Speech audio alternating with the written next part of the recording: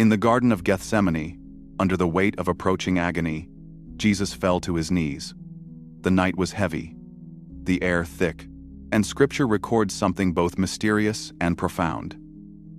Being in agony, he prayed more earnestly, and his sweat was like drops of blood falling to the ground.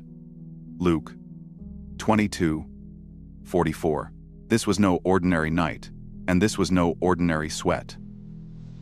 What happened in Gethsemane echoes back to the first garden, the Garden of Eden, where humanity first fell. When Adam sinned, God declared a curse over the ground. By the sweat of your brow, you will eat your bread.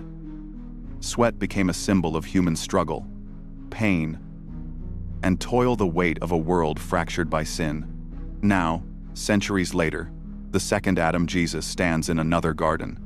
But this time, his sweat is not just moisture, it is mingled with blood, the sign of ultimate suffering. Where Adam brought the curse through disobedience, Jesus begins to break the curse through surrender. In that moment of intense anguish, he carried the weight of the world's sin before a single nail pierced his hands. The battle of the cross began in the garden, where Adam said, "My will."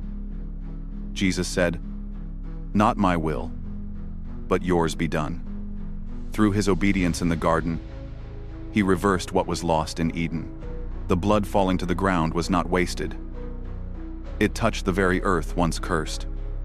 It was the beginning of redemption's great reversal, the breaking of humanity's bondage to sin, toil, and death.